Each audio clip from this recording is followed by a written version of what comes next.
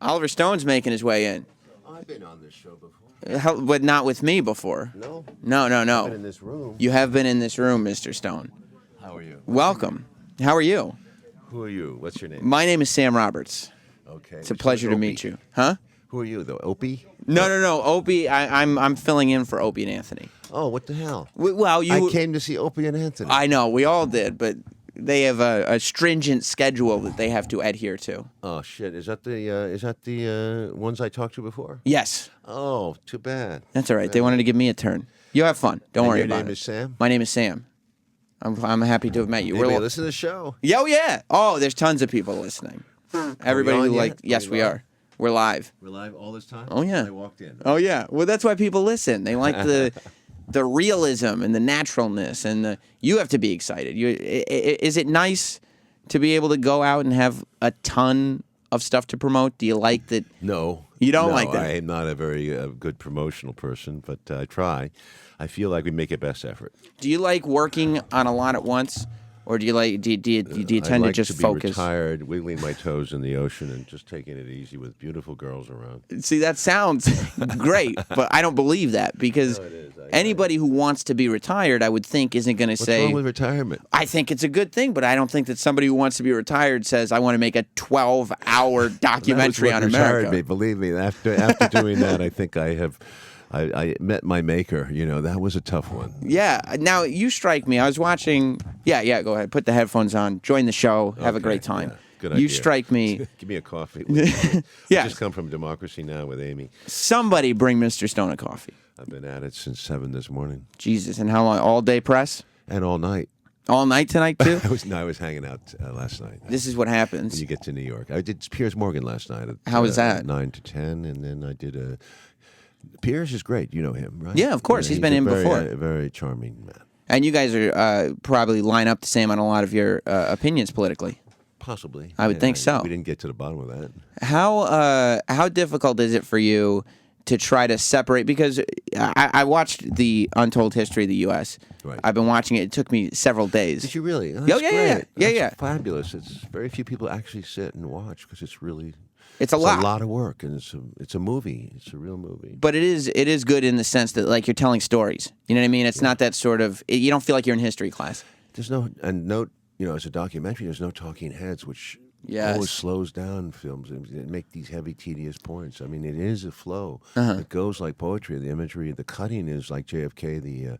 Remember the scene in mixing documentary with narration. It flows. How hard is it for you, though, to remove opinion? Because this is something you're passionate about. And obviously you have opinions on the stuff. And the opinions do bleed through. And that's part of what makes it Oliver Stone's. Good. Well, Sam, I have to say really that I approached this with a historian. I never considered myself a historian. I was a dramatist. I was dramatizing history, but I worked very closely with Peter Kuznick, who wrote the book with me and wrote these chapters. Now, he had a staff. He was an American University professor of history. He taught it for 30 years. He's a director of the Nuclear Studies Institute at American. He's specialized in the atomic bomb and scientists and everything we did was just refined and refined. Now, there's a body of facts. We select the facts that we think are important. Sure. And we give you, there is a flow, and at the end of each chapter, or sometimes in the middle, we do speculations and opinions, as you say. And as I was watching, I mean, and the kind of overall thing, like it's no secret to me that you were not a fan of Harry Truman, for example. I think we did show you a body of evidence that he was not the man that you thought he was, right? That he was not up to that vision that Roosevelt had started and stood for as the Grand Alliance between the Soviet Union, the British, and the Americans. Where do you think network news now leans? Obviously, you have a channel like Fox News that I feel like unapologetically leans to the right. But do you think that we're living in an age of it's hollow news?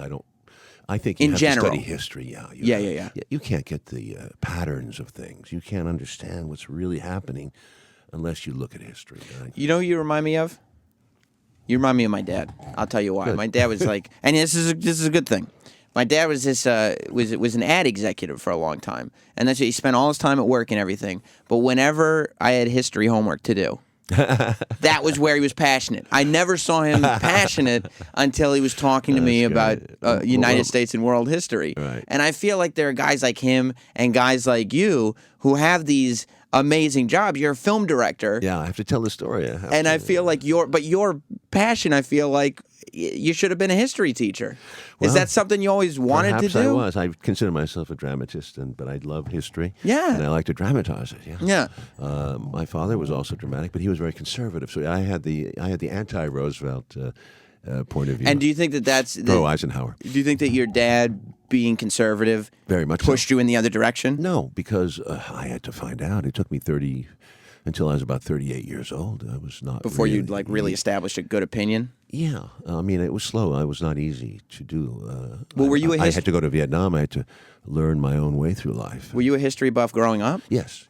You were. So even in your party days, I loved the Cowboys and Indians stuff. Yeah, I did, yeah. and I saw the Viet Cong in Vietnam as Indians. Let's be honest. I mean, put it primitively. What do you think of the Redskins name change? I think it would be a good idea. Probably. Yeah. But it's amazing to me that this is all like I would think that a person to come into an interview with this kind of information, you'd have to research it the night before and figure it out. But this is all just all these stories are just right there for you. Well, within reason. I mean, come on. There's a lot of facts in the book. There are tons of facts. I'm trying to cover this in a soundbite. You're telling me. Well, I'm trying to say that Kennedy said no. Right. When he said no, this was a huge thing. 62 was a turning point. And then within a year of that, he was doing a limited test ban treaty with Khrushchev. Khrushchev and he were moving towards a détente of the Cold War, which is very crucial. He was moving towards, he said that very famous speech, Kennedy called off the space race with the Soviets. He said, why don't we go to space together? He made the peace speech at American University. He's the first president who finally, after Roosevelt, recognized the Soviet contribution in World War II, which was to win the war. Basically, they took 27 million casualties fighting the Germans. So, he did a lot to close the Cold War out. He was moving in that direction, and he was stopped cold in Dallas on that day because he would have been reelected. He was popular, by the way, for having said this and done this. But what do you think? So you think the reason that more hasn't been made of this is because the people who are coming forward with information are kind of being silenced, not taken seriously? Well, let me finish my point, and you'll believe it or not. Your questions are refining themselves as you're listening. So, Well, I am listening, but I'm trying. They're in my headphones telling me you have other interviews to do. Okay. I would sit here with you for three fucking hours if I could. The point is that we had an interest in maintaining our superiority, maintaining the Cold War. Yeah. And it's a financial interest. We've had a very strong interest in going into Vietnam and staying there and making and creating and fighting communism on all fronts across the world, which we did. Lyndon Johnson, when he took office, continued exactly in the vein of Eisenhower. So, in other words, the torch went back to the old men, from Johnson to Nixon to Ford to Reagan. It's a more and more conservative people. This is where in the United States, in that brief 3 years with Kennedy, had a shot to go in another direction. And that was it. That was it, and it was the last one, if you look at it. Clinton had a brief moment. Carter had a brief moment. Obama talked that way, but none of those guys have succeeded. Do you think when these guys, the country, when these guys come in and talk about it and get you excited, like maybe he's the guy that they're told something that we don't know that stops them? Do you think Obama is shown something behind a door? Yes, I do think a lot of that goes on. I think you're surrounded as president with military security, intelligence people who are telling you 24 hours a day, focus on this, focus on that. There's a threat from this country. There's a threat on your life. I mean, that's constant. I do think we have a monster shadow government and we can't control. And I think this NSA thing with Snowden and all this stuff, it's out of control. I mean, you have to understand that the more you give the military, the more you give intelligence, the more they take. And they don't know the line. There's no end to what they will do. Well, listen, they're yelling at me in my headphones. Okay. Because I'm supposed to release you. I would talk to you for hours. I think you're a fascinating man. I saw you as a hard case. I'm trying to just get you thinking in some new directions. Yeah, I like it. I like what you do. Now, JFK, 50th anniversary of his death, the commemorative DVD, Blu-ray, everything box set. It's huge. It's in stores on Tuesday. Untold History of the United States, the book and the Blu-rays are out now. In the JFK thing, commemoration is Chapter 6 of Untold History, the Kennedy chapter, which is a great chapter. It is a great chapter, so check that out. Oliver, now let me ask you too, real quick. Are you glad that you made a sequel to Wall Street? Yes, You are glad. I do. Okay, because a lot of people were worried about it at first, but I think the movie went over pretty well. See it again. It shows you Wall Street in 2010, and the other one shows you 1987. There's a contrast. And is the Martin Luther King Jr. biopic, is that happening? Is that the next thing? I can't say it's happening, but I'm writing. Hopefully that's your next move. Yeah. Oliver Stone, thank you so much. Thank you. We're going to take a break. Sam.